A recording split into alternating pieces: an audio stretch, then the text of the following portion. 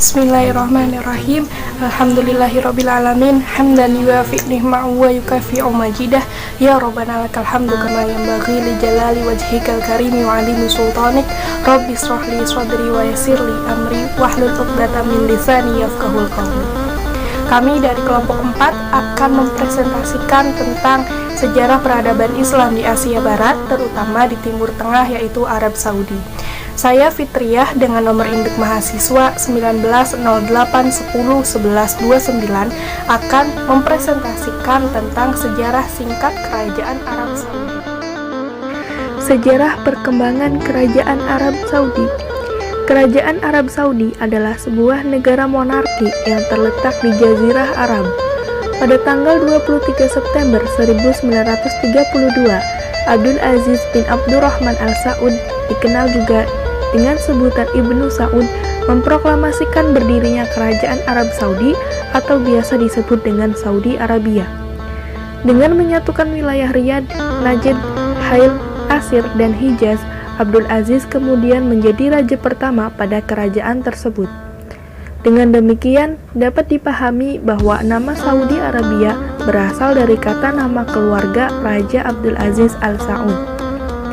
Di Arab Saudi, sistem pemerintahannya adalah monarki absolut atau kerajaan mutlak. Artinya, seorang raja mempunyai kuasa penuh untuk memerintah negaranya. Berikut merupakan nama-nama Raja Arab Saudi.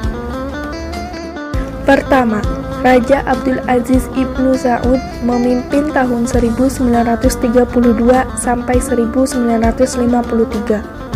Sebelum menjadi raja, pada tahun 1902, Abdul Aziz bersama keluarganya berhasil merebut Riyadh dengan membunuh Gubernur Rashidi. Pada tahun 1912, Ibnu Saud berhasil menguasai Najd dengan bantuan gerakan Wahabi. Pada tahun 1922, Ibnu Saud berhasil mengalahkan dinasti Rashidi dan mengakhiri penguasaan dinasti Rashidi di tanah Arab. Pada tahun 1925, Ibnu Saud berhasil merebut kota suci Mekah dari Syarif Hussein bin Ali. Kemudian dilanjut pada 10 Januari 1926, Ibnu Saud dinobatkan menjadi Raja Hijaz di Masjidil Haram, Mekah. Pada tahun 1932, setelah menguasai sebagian besar Jazirah Arab dari musuh-musuhnya, Ibnu Saud menamakan tanah gabungan Hijaz dan Najd sebagai Arab Saudi. Kemudian, pada tahun 1932, ditemukan sumber-sumber minyak bumi sehingga tanah-tanah tandus tadi berubah menjadi daerah makmur dan kaya raya.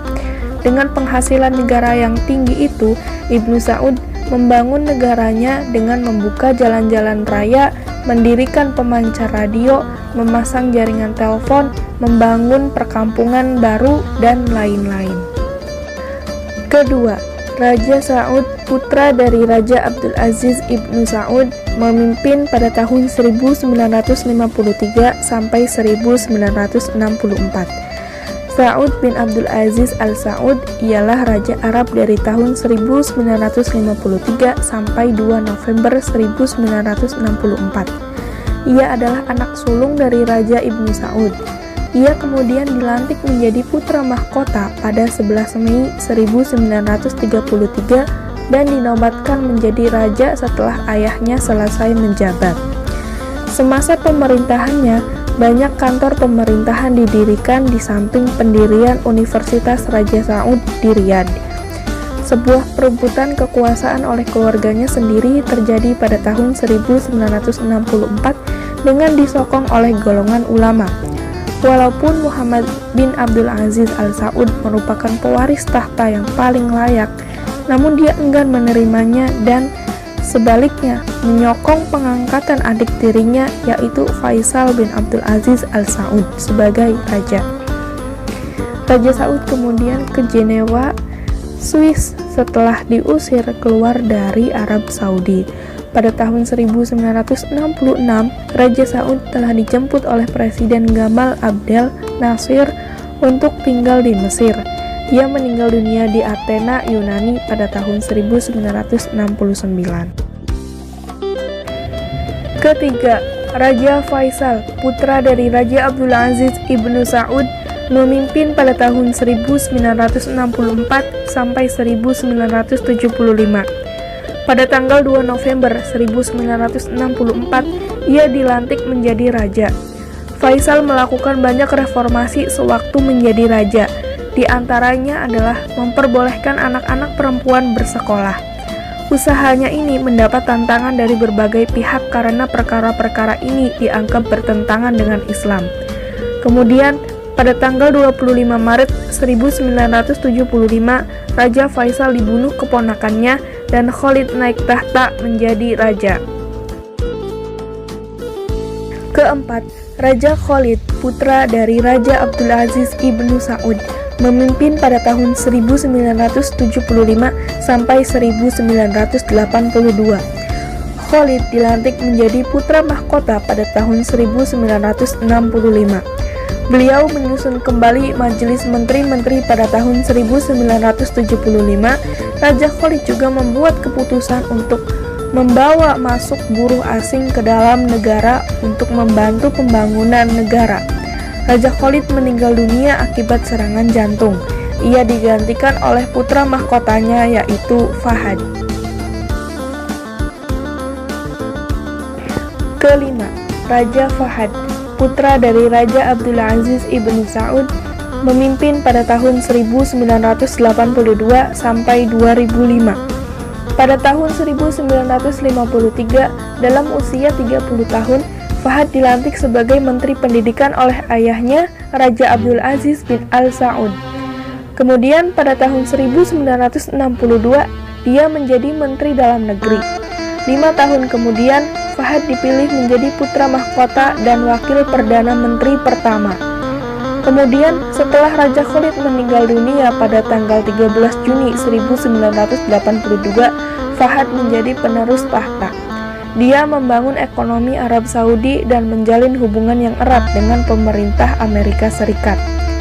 Pada tahun 1995, Raja Fahad terkena stroke dan kondisinya melemah. Tugas menjalankan kerajaan pun diberikan kepada putra mahkotanya, yaitu Abdullah. Raja Fahad wafat pada tanggal 1 Agustus 2005. Keenam, Raja Abdullah, yaitu putra Raja Abdul Aziz Ibnu Saud, memimpin pada tahun 2005 sampai 2015. Abdullah bin Abdul Aziz Al-Saud lahir 1 Agustus 1924. Di usianya 86 tahun adalah Raja Arab Saudi yang ke-6. Setelah tampil sebagai pangeran, ia mencapai puncak kekuasaan pada 1 Agustus 2005 sesaat setelah wafatnya Raja Fahad. Ia sudah tampil sebagai penguasa de facto dan dimungkinkan tampil menggantikan sebagai Raja Arab Saudi sejak tahun 1995 ketika Raja Fahad mengalami penurunan kesehatan akibat terkena stroke. Akhirnya, pada 3 Agustus 2005, ia menyandang gelar raja setelah wafatnya Raja Fahad. Terakhir, Salman bin Abdul Aziz Al-Saud, memimpin pada tahun 2015 sampai sekarang. Salman bin Abdul Aziz Al-Saud menjabat sebagai wakil gubernur dan kemudian menjadi gubernur Riyadh selama 48 tahun. Dari tahun 1963 sampai 2011. Dia diangkat sebagai Menteri Pertahanan pada tahun 2001. Ia juga terpilih sebagai putra mahkota pada tahun 2012 setelah kematian saudaranya Naif bin Abdul Aziz Al-Saud. Salman diangkat sebagai Raja Arab Saudi pada 23 Januari 2015 setelah kematian Raja Abdullah. Assalamualaikum warahmatullahi wabarakatuh. Saya Gina Rahmah Maulida, NIM 1908101151, kelas PAID semester 5. Saya akan menjelaskan materi bagian B tentang sejarah perkembangan Islam di Arab Saudi. Nah, Muhammad bin Abdul Al-Wahhab yang memiliki nama lengkap Muhammad bin Abdul Al-Wahhab bin Sulaiman bin Ali bin Muhammad bin Ahmad bin Rashid bin Barid bin Muhammad bin Al-Masharif Al-Tamimi Al-Hambali Al-Najdi. Nah, Al-Wahhab dilahirkan pada tahun 1115 Hijriah atau 1703 Masehi di kampung Unainah. Nah, ini Najd, lebih kurang 70 km arah barat laut kota Riyadh, ibu kota Arab ini juga sekarang. Ia tumbuh dan dibesarkan dalam kalangan keluarga terpelajar.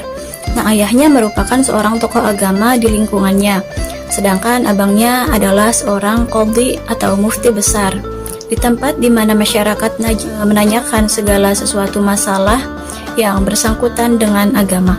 Nah, sebagaimana lazimnya keluarga ulama ini, maka Muhammad bin Abdul Al-Wahhab sejak masih kanak-kanak telah dididik dengan pendidikan agama yang diajar sendiri oleh ayahnya. Nah, Syekh Abdul Al-Wahhab, saudara kandungnya juga Sulaiman bin Abdul Al-Wahhab, menceritakan betapa bangganya Syekh Abdul Wahhab, ayah mereka, terhadap kecerdasan Muhammad. Nah, ia juga pernah berkata bahwa sungguh aku telah banyak mengambil manfaat dari ilmu pengetahuan anakku Muhammad, terutama di bidang ilmu fikih. Salah satu tempat belajarnya yaitu Madinah pada Sulaiman Al-Qurdi dan Muhammad Al-Khayyat Al-Sindi. Nah, ia banyak mengadakan lawatan dan sebagian hidupnya digunakan untuk berpindah-pindah dari satu negeri ke negeri lain. Nah, 4 tahun di Bashrah, 5 tahun di Baghdad, 1 tahun di Kurdistan, 2 tahun di Hamazan, kemudian pergi ke Isfahan, dan selanjutnya ke Qum dan Kairo sebagai penganjur aliran Ahmad bin Hanbal. Nah, setelah beberapa tahun mengadakan perlawanan, ia kemudian pulang ke tanah kelahirannya, dan selama beberapa bulan ia merenung dan mengadakan orientasi untuk kemudian mengajarkan paham-pahamnya, meskipun tidak sedikit orang yang menentangnya, antara lain dari kalangan keluarganya sendiri. Namun ia mendapat pengikut yang banyak, bahkan banyak antaranya itu dari luar Unainah. Nah, pemikiran Muhammad bin Al-Wahhab mempengaruhi dunia Islam di masa modern sejak abad ke-19. Walaupun ia hidupnya itu di abad sebelumnya, tetapi pemikirannya mengilhami gerakan-gerakan pembaharuan dalam dunia Islam. Pada abad setelahnya, bahkan sisa-sisanya itu masih terasa hingga saat kini. Nah, pemikirannya juga keagamaan yang dibawanya itu difokuskan pada pemurnian tauhid. Nah, oleh karenanya kelompok ini menamakan dirinya sebagai Muwahhidun. Nah, sebutan Wahabiyah adalah nama yang diberikan kepada kaum itu oleh lawan-lawannya. Nah, karena pimpinannya itu bernama Muhammad bin Abdul Al-Wahhab, gerakan Wahabi di Arab Saudi mulai meluas, terutama pada pertengahan abad ke-19. Walaupun pada kenyataannya dalam sejarah Islam, munculnya gerakan Wahabiyah tersebut telah ada sejak abad ke-18 yang dipelopori oleh Muhammad Abdul Al-Wahhab pada tahun 1703 sampai 1787 Masehi. Pada abad ke-18, pemikiran yang dicetuskan oleh Muhammad Abdul Al-Wahhab yaitu untuk memperbaiki kedudukan umat Islam. Nah, gerakan ini bukan timbul sebagai reaksi terhadap suasana politik seperti yang terdapat di kerajaan Utsmani dan Mughal, tetapi sebagai reaksi terhadap paham tauhid yang terdapat di kalangan umat Islam di waktu itu. Nah, yaitu dirusak oleh ajaran-ajaran tarekat yang semenjak abad ke-13. Nah, memang tersebar luas di dunia Islam. Di tiap-tiap negara yang dikunjunginya juga, Muhammad Abdul Al-Wahhab melihat kuburan-kuburan syekh tarekat, dan di sana mereka, itu umat Islam, haji meminta-minta pertolongan dari syekh atau wali yang dikuburkan di dalamnya. Selain itu juga, pada keadaan seperti yang disebutkan oleh saya tersebut, dalam keyakinan Muhammad Abdul Al-Wahhab ini, yaitu salah satu bentuk syirik yang harus dibasmi dengan cara mendakwahkan konsep tauhidnya dengan prinsip bahwa hanya Allah yang berhak kita sembah, dan karena itu dilarang keras bagi umat Islam ketika itu berkunjung ke kuburan para syekh, yaitu waliullah. Nah, pemikiran Muhammad Abdul Al-Wahhab ini kemudian dikembangkan oleh Syekh Muhammad dengan menerbitkan sebuah buku khusus yang berjudul Risalat Al-Tauhid. Muhammad Abdul Al-Wahhab juga bukan hanya seorang pembuat teori yang mana mengembangkan gerakan dakwah, tetapi ia juga seorang pemimpin yang dengan aktif berusaha mewujudkan pemikirannya. Ia mendapat sokongan dari Muhammad bin Sa'ud dan putranya Abdul Al-Aziz di Najd. Berdasarkan apa yang sudah dikemukakan, praktis bahwa penerimaan paham Wahabi ini cepat berkembang di wilayah Arab Saudi ketika itu, yang terutama pada masa Muhammad bin Sa'ud dan putranya. Berkenaan dengan itu juga, memang dalam teori umum penyebaran Islam dan paham keislaman dipahami bahwa bila raja yang telah menerima Islam, besar kemungkinan itu Islam tersebut diikuti oleh masyarakatnya, termasuk paham keagamaan yang dianut oleh raja yang cepat berkembang. Nah, perkembangan Wahabi di Arab Saudi mencapai puncaknya itu pada sejak abad ke-19 sampai memasuki abad ke-20. Namun, paham tersebut nyaris padam. Tapi Ibnu Sa'ud mampu menghidupkan kembali semangatnya dengan mendirikan organisasi Ikhwan. Di sisi lain juga, secara turun-temurun berkembangnya paham Wahabiyah di Arab Saudi sebab ulama negeri ini dominan keturunan Abdul Al-Wahhab yang menikahi keluarga penguasa, yang artinya bahwa di samping perkembangan jalur dakwah ini juga karena adanya jalur pernikahan. Dengan adanya Ibnu Sa'ud dan keluarganya dalam Wahabi serta menjadikannya sebagai ideologi agama, tentu saja para pengikutnya itu terus mengembangkan paham tersebut dan memasukkan pada versi Islam reformatif yang rasional. Sebagaimana juga imam perkembangan Wahabiyah, mereka menjadi pemimpin spiritual juga sebagai pimpinan duniawi.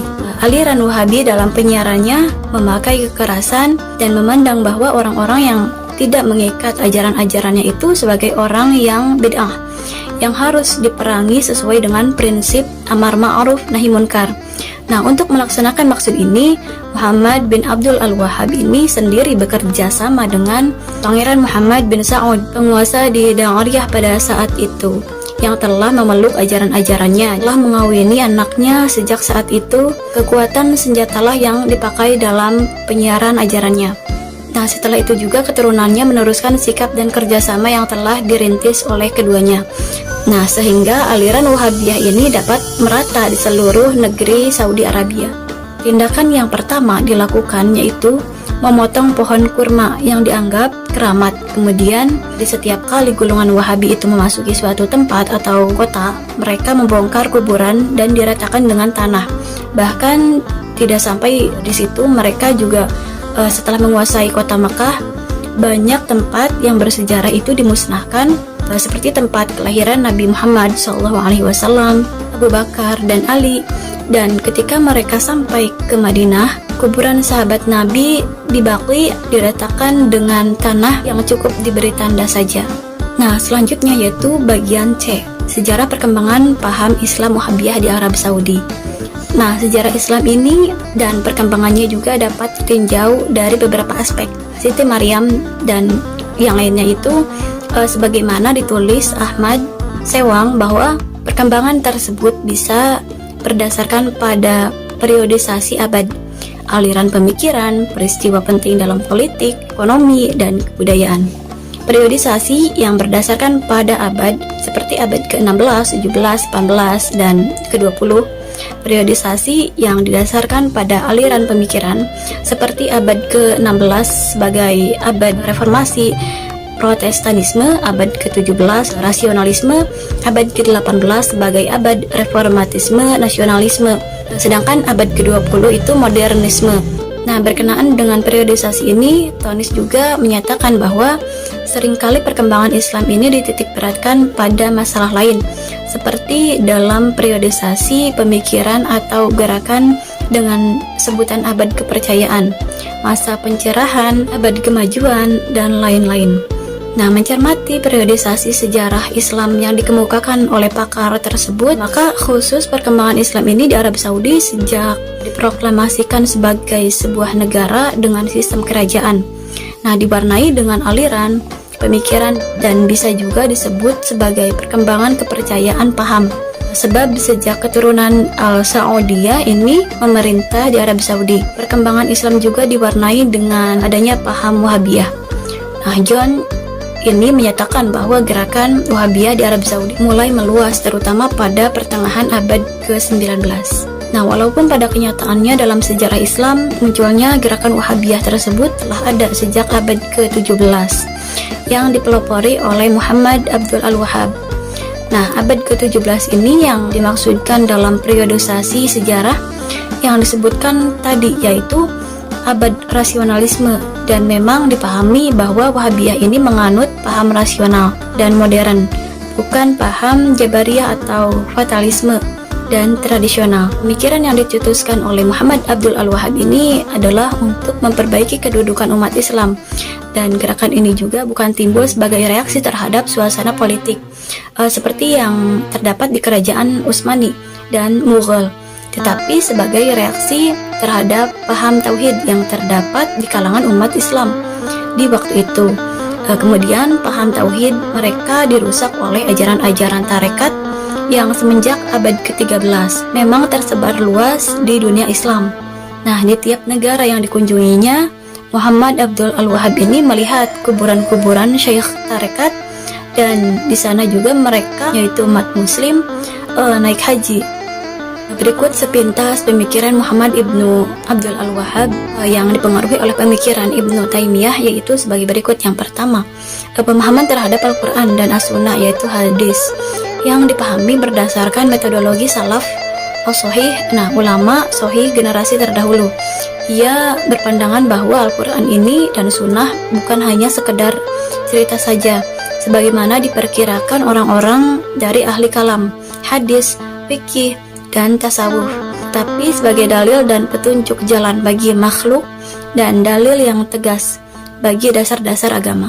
Yang kedua, yaitu ketauhidan, sangat diperhatikan meliputi zat, sifat, dan ibadah makhluk terhadap Allah, yakni konsep tauhid bahwa Allah tidak bisa disamakan dengan apapun. Na'budu Allah wa la nusyriku bihi syai'.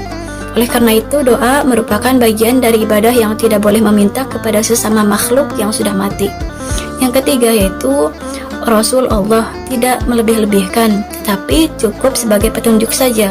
Dibolehkan ziarah kubur, tetapi tidak boleh untuk meminta-minta. Demikianlah paham Wahabi di Arab Saudi terus mengalami perkembangan, walaupun menurut Charles Bergman bahwa paham tersebut nyaris padam, tapi Ibnu Sa'ud mampu menghidupkan kembali semangatnya dengan mendirikan organisasi Ikhwan.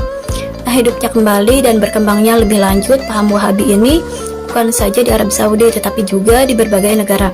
Nah, ketika para ulama ini datang ke Tanah Suci, mereka belajar tentang paham tersebut, kemudian mengembangkan dan lebih lanjut lagi di negeri asal mereka. Ke India dibawa oleh Haji Ahmad, ke Afrika Utara oleh Al-Sanusi, dan ke Yaman oleh Al-Syaukani, dan ke Mesir oleh Muhammad Abduh. Nah, demikian pula ke Indonesia dikembangkan oleh Kiai Haji Ahmad Dahlan. Tetapi sejalan dengan itu, tetap saja ketika Arab Saudi ini mempertahankan otoritas paham keagamaannya atau Wahabisme ini, namun demikian, natipun Arab Saudi ini sepenuhnya berpaham Wahabi, dan agenda pemerintahannya itu banyak ditentukan pada ulama-ulama mereka yang juga berpaham Wahabi. Nah, tentu saja sekelompok kecil ini yang non-Wahabi tetap ada. Diprediksi juga bahwa Syiah juga ada, terutama di sekitar kota Mekah, dan hal tersebut boleh jadi karena seiring dengan banyaknya penduduk di luar yang datang dan menetap di sana itu, baik dalam rangka untuk menuntut ilmu dan juga sebagai pekerja. Yang jelasnya perkembangan penduduk di sana itu umat Islam secara umum di Arab Saudi mengalami peningkatan dari masa ke masa. Sekian materi dari saya, selanjutnya materi bagian D yang akan dijelaskan oleh saudara Muhammad Fikri Amin. Bismillahirrahmanirrahim. Saya akan melanjutkan dinamika Islam di Arab Saudi. Pada masa pemerintahan Hussein, nampaklah pertumbuhan kota Mekah dengan organisasinya yang sederhana. Kepentingan kota lebih diutamakan daripada kepentingan suku sendiri, dan segala sengketa di antara mereka selalu diselesaikan secara damai. Setelah Hussein meninggal, kehidupan penduduk kota Mekah dalam kegelapan dan kehilangan pegangan hidupnya. Pada tanggal 12 Rabiul Awal tahun Gajah atau 20 April 571 Masehi, kota Mekah diserang oleh pasukan tentara Gajah yang dipimpin oleh Abraha, seorang gubernur dari kerajaan Nasrani Abyssinia yang memerintah Yaman. Bertepatan kejadian tersebut, lahirlah seorang bayi laki-laki disambut oleh neneknya dan diberi nama Muhammad. Yang pertama, periode pertama, bangsa Arab dibagi menjadi dua, yaitu Khorasan dan Adnan. dan Yaman, namun setelah hancur bendungan Ma'rib membawa dampak petaka mereka berimigrasi ke utara, mendirikan kerajaan Hiram dan Ghassan. Sedangkan Adnan adalah keturunan Ismail bin Ibrahim yang banyak mendiami Arabia dan Hijaz. Sabah, Ma'in, dan Utsman adalah di antara kerajaan yang saat itu semua berada di Yaman, mana Hiram atau Hira dan Ghassan atau Ghassan Sinah di utara. Hijaz merupakan wilayah yang sangat dekat. Hal itu disebabkan oleh karena di daerah itu terdapat tempat suci, yakni Mekah, yang di dalamnya terdapat tempat ibadah sebagai pusat, yaitu Ka'bah. Di samping Ka'bah ada sumur Zam-Zam yang sudah ada masa Nabi Ismail alaihissalam. Kemudian yang kedua adalah periode Mekah kedua. Rasulullah SAW bersama Abu Bakar ditandu oleh Abdullah bin Quraisy menuju Madinah atau Yathrib. Kaum Quraisy Mekah merasa khawatir atas hijrah Rasulullah SAW. Kekhawatiran itu mendorong keinginan kaum Quraisy untuk melakukan tindakan keji kepada Rasulullah SAW dengan membunuh Rasulullah. Kemudian pada saat Rasulullah sampai kepada Yathrib atau kota Madinah, sambutan hangat penduduk Yathrib dibalas oleh Rasulullah dengan perlakuan yang sangat bijaksana. Rasulullah SAW mendirikan masjid di depan rumahnya Abu Wahab, di depan tanahnya Abu Wahab.